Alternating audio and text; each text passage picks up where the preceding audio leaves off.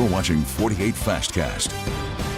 All right, 7:01 is your time right now. That sun's starting to peek through. We are starting out pretty okay this morning. A little chilly, but not too bad. Today, though, we'll be nearing 70, so that's exciting. Yeah, loving the weather today. What's coming up tomorrow, it looks like, Aaron? I mean, it looks like a great few days. One day at a time, just inching closer and closer to the finish line that we call the weekend, and the weekend brings some 70s. Some of you may even see some 70s today, but parts of northwest Alabama, very foggy. If you have to drive over a bridge of some sort, some body of water, you're probably going to run into some dense fog. And this has developed. We've got that chilly air in the 30s this morning over the warmer water of Wilson Lake here. The dam, I promise you, it's out there somewhere. But the sun is shining. It's doing its best to warm us up, and our temperatures will obviously warm up here. But there is fog out there. This graphic does not do it justice because also the Lake Gunnersville camera showing some very dense fog and poor driving conditions. Here are your temperatures: 34 Winchester, 33 Athens, 34 right now in Scottsboro, 34 Decatur, 37 in Moulton. Temperature change compared to yesterday. We are running about 5 to almost 10 degrees cooler, 13 for that matter in Winchester. But a few of you, like DeKalb and Marshall County, a little bit warmer than yesterday. These clouds that we have off to our northwest, those will start to build in as we go into the afternoon and early evening. This is your 48 First Alert Road Report, sponsored by Bankston Motorhomes. All right, 7:02 this morning. Things still looking great on the Parkway for the most part. And I want to take you out to Decatur, though, where we are seeing a significant slowdown getting into Decatur there on 31, crossing over the bridge right now. That might just be partially because of the traffic lights, but it looks like it's been pretty significant here for the past 15-30 minutes or so. Just to be aware of that if you're going to Decatur. Taking a wider look at the Huntsville area, no major slowdowns other than what's going on the 72 right now. If you're crossing over through Providence, just be aware of that. Your drive times, though, looking pretty good. Decatur to Huntsville, about 20 minutes. Athens, Huntsville, just about 30. Tina.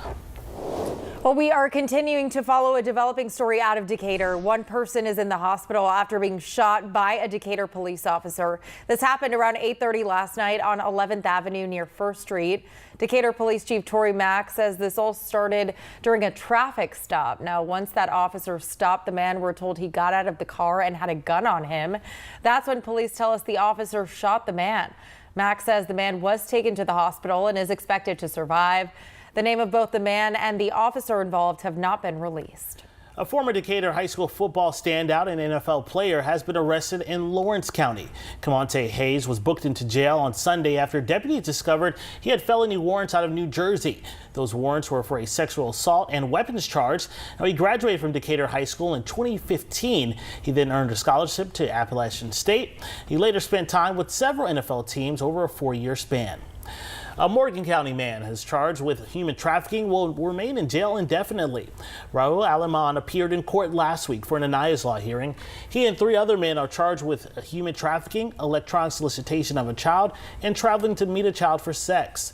Investigators with the Morgan County Sheriff's Office say Aleman traveled to a hotel in Decatur to pay who he thought was a child for sex, but he was actually talking to an undercover investigator. He's being held without bond until trial. In Coleman County, a man convicted of burglary will stay in jail after having his probation revoked. Barry Landers will serve his 20-year prison sentence for a 2022 burglary in the Brushy Pond community. That's near Bremen. Now, Landers' probation was revoked after he was recently arrested on a new charge of receiving stolen property. The 7th day of a Franklin County manslaughter trial begins later this morning. Brandy Dowdy is on trial after 2 deadly dog maulings on her property in 2022. The jury was shown text messages describing previous dog attacks on her Red Bay property. Dowdy has claimed that the dogs were not hers and that they were strays. A ban on some hemp products is included in the new funding bill. The ban mirrors the one here in Alabama, limiting the amount of THC certain products can contain. The Alabama law was pushed through by Representative Andy Witt of Harvest earlier this year. Witt says the federal bill will help protect people across the country from unregulated products. Well, the longest government shutdown in history is now over. Millions of Americans will now see their SNAP benefits return. Those working without a paycheck will start getting back pay, and government employees who lost their jobs will get them back. U.S. House members voted on the bill last night that had already passed the Senate. President Trump then signed that bill into law. Well, coming up, we go inside the home where 2 women from Ardmore were arrested on animal abuse and child cruelty charges. Take a look at what's inside up next.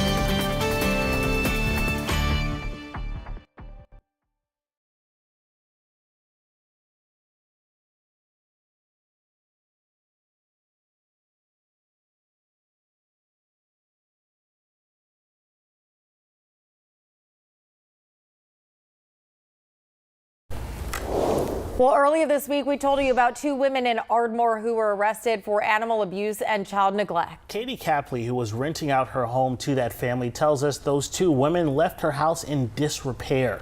Capley rented her home out to Monica Elizabeth Tucker and Evelyn Rose Hill. Hill has 2 small children. Capley tells us she could barely enter the home with a Limestone County deputy because there were so many items blocking the door. She says she found multiple rooms that had piles of dog feces. During last week's eviction, Capley found dogs stacked in cages in one bathroom, along with 7 cats locked in crates upstairs. Capley says seeing the condition the 2 children were living in is heartbreaking. It's definitely took a mental toll on all of us involved. It's just something that you see on TV, like true crime kind of deal, with the amount of neglect that was involved. It's been really hard to take that in and think about the kids and the animals. Now, the state took custody of the children after the eviction.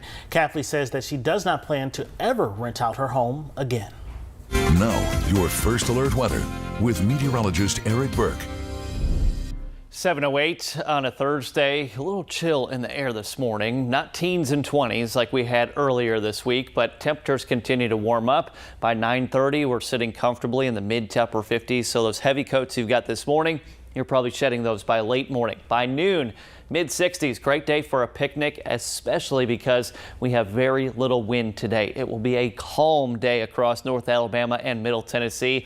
Let's look at our extended outlook here. Temperatures will be above average in the low to mid 70s. We did include the mention of maybe an isolated shower or 2 through the day on Sunday. And then our rain chances next week.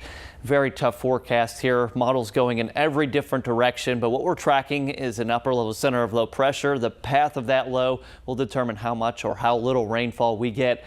How often do we see that? A almost perfectly calm day. Hour by hour forecast does show some more clouds building in by the afternoon. The 70s continue into the weekend. Saturday will be breezy, a few isolated showers on Sunday. And then next week we stay in the 60s and 70s. We have the possibility of seeing some days bringing some rainfall, but my best advice there, just keep checking back right here on air, online, wherever you stream, or on your 48 weather app. All right, well, let's enjoy the days we have here. That's right. Sure, absolutely. Have a good one, y'all.